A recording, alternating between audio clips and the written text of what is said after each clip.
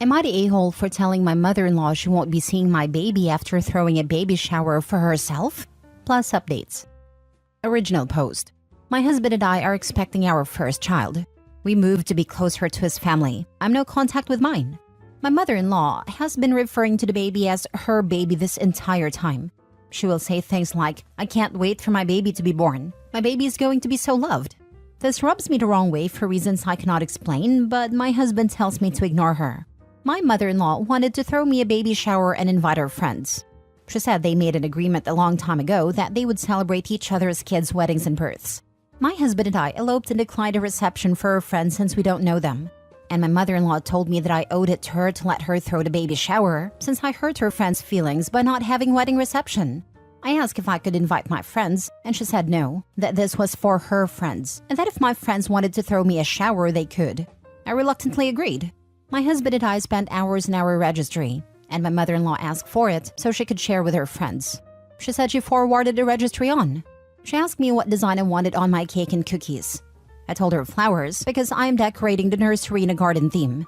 At the shower, they provided me with a mother-to-be sash and my mother-in-law a granny-to-be sash to wear. I noticed that the theme of the shower was circus animals. The cake had an elephant and balloons on it, and the cookies were animals. At first, I thought that maybe the floral theme was just too difficult, so I rolled with it, until it was time to open presents.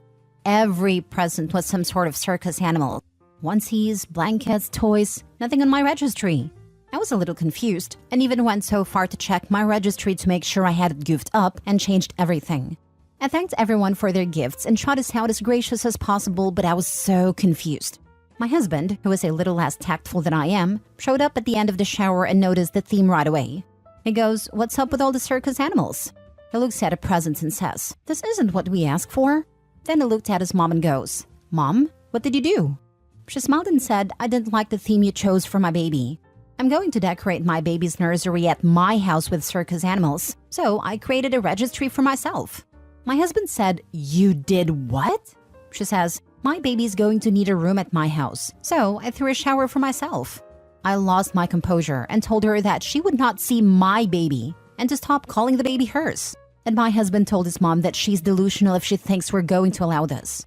She started crying and said we are just withholding her baby from her. And we've been getting texts from his family since the shower, calling us selfish and ungrateful and saying we ruined her joy of being a grandma.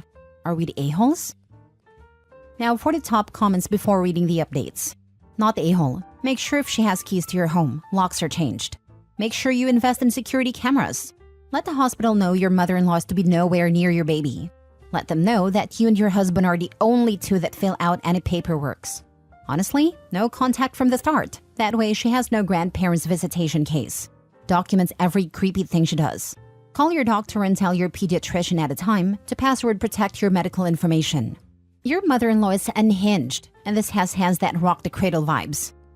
Also, make sure daycare has a picture of her for the no pickup list.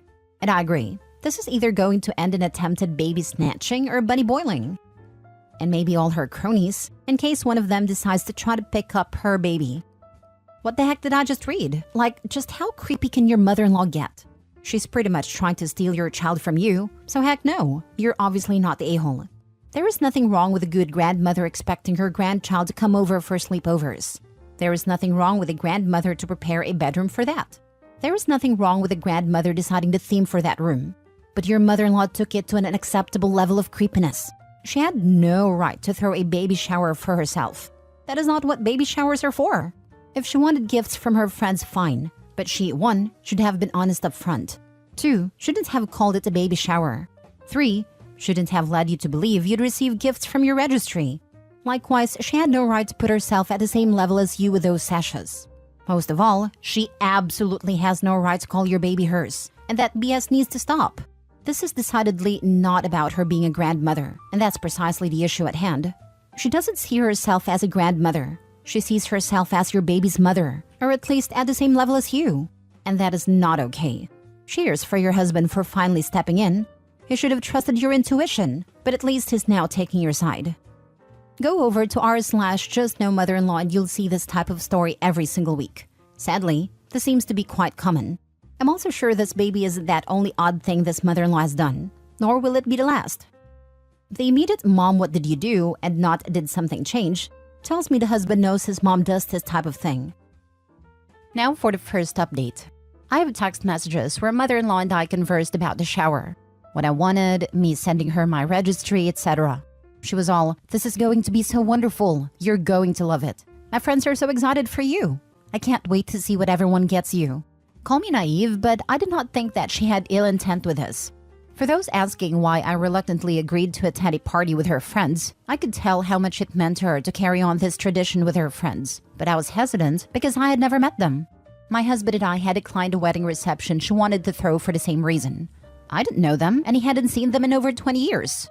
We had eloped, so we had no intention of throwing a reception of any kind. We didn't even have a bridal shower, other than the one that my coworkers threw as a surprise. But I could see how much it meant to her to host this shower, and there's a part of me that wishes I had this kind of tradition in my life. I also felt guilty when she said her friends' feelings were hurt that they couldn't celebrate our marriage.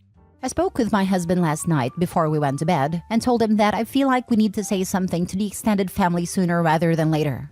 I said I understand he wants to respond logically and not emotionally, but that I also feel like us not saying anything looks like we had something to hide. He agreed and said that he will send a well-worded response later today. He just wants to think of how to word it before sending anything. I can respect that. He wants to make the situation better, not worse. As I said in my original post, he's a little tactless and he knows it. He wants to make sure he keeps what he says neutral and to the point. He's also not sure what to say to his mom at this point. He said once he sees how the family reacts to the whole story, then he'll be able to make a better judgment of how to approach her.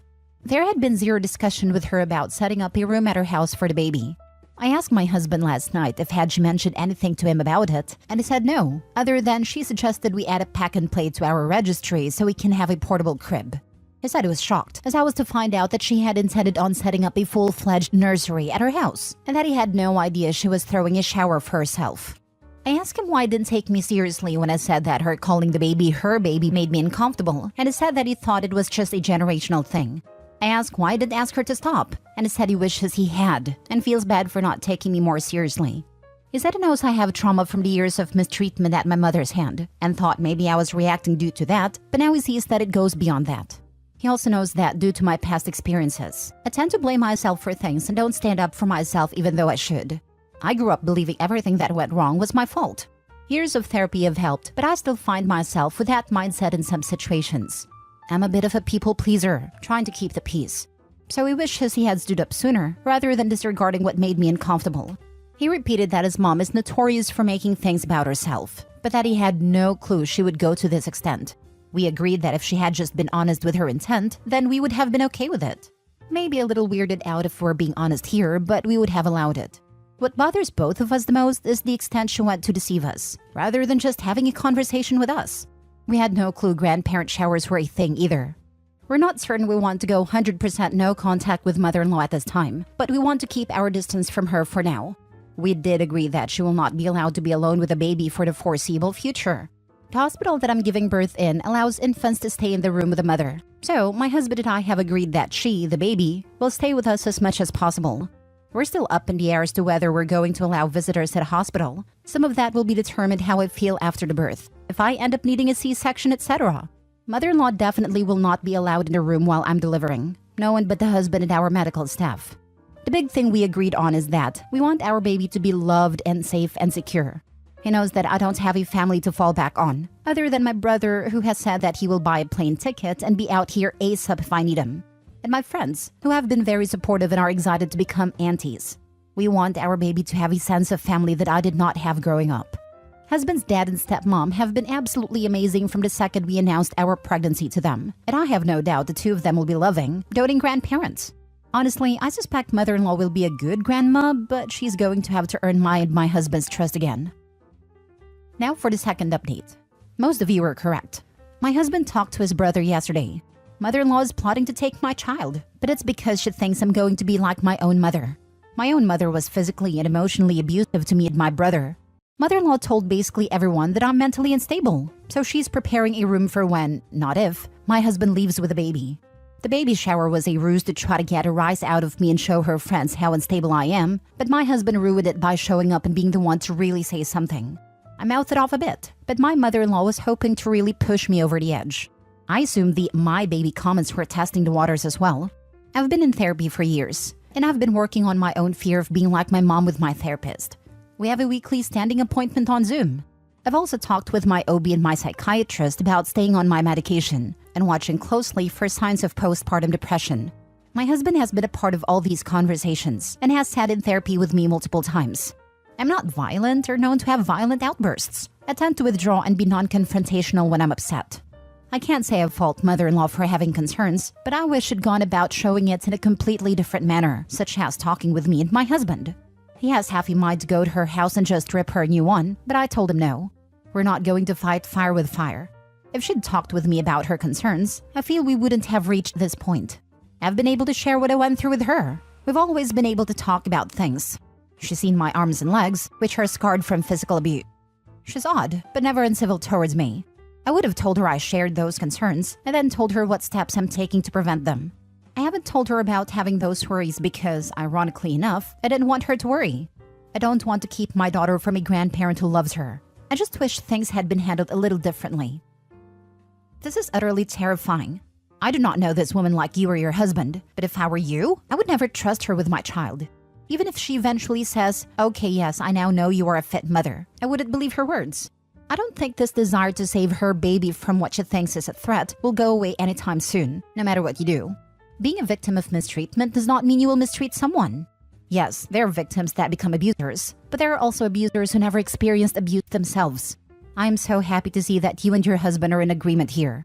I see way too many stories on here of husbands falling victim to overbearing family members just to keep the peace, which almost never works because then they just blow up the peace between themselves and their spouse.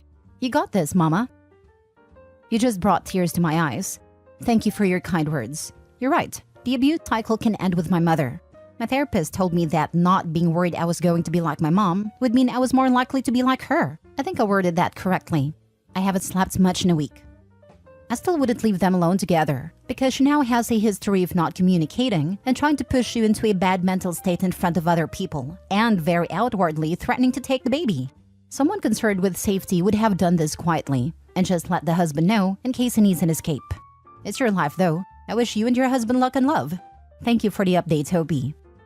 She didn't talk to my husband either. She can talk to everyone but us, the two people who most know and understand the situation.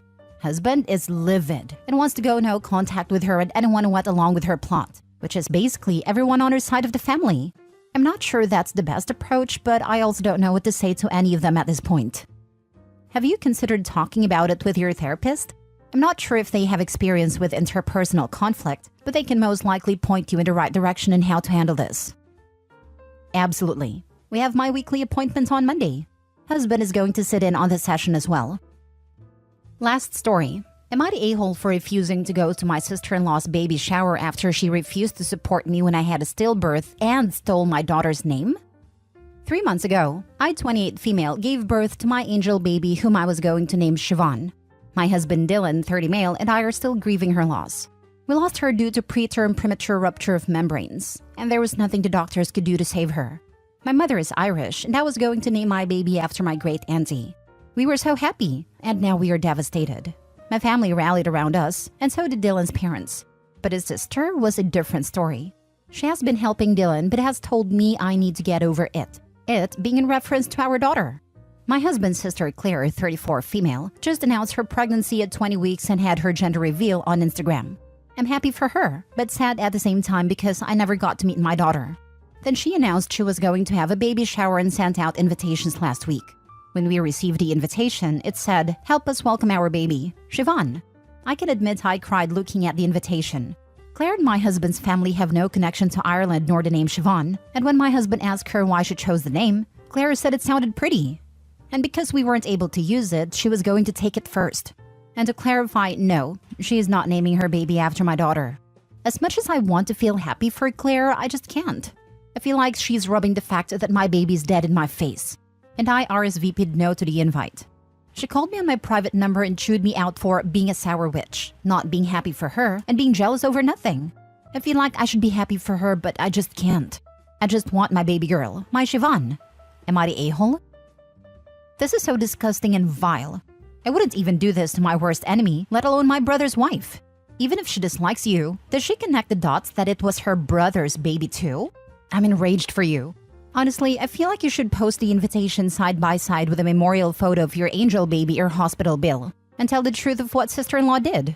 That the name is Irish, you named your baby after your family and your baby passed away, then sister-in-law decided to use the same name, with no prior connection to the name or Ireland, and told you to get over it and called you a sour witch less than 3 months after your baby died.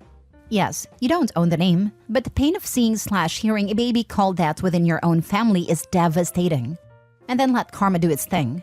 I'm sure your family and friends will have your back, and rightfully put sister-in-law in her place, and hopefully the backlash will make her choose another name.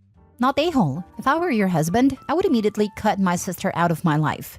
No questions, no conversation about it. I have her footprints framed in my room and her ashes in a tiny urn. It didn't hit me hard until we went shopping for urns and caskets. They're so small. Jesus, my heart breaks for you, OB.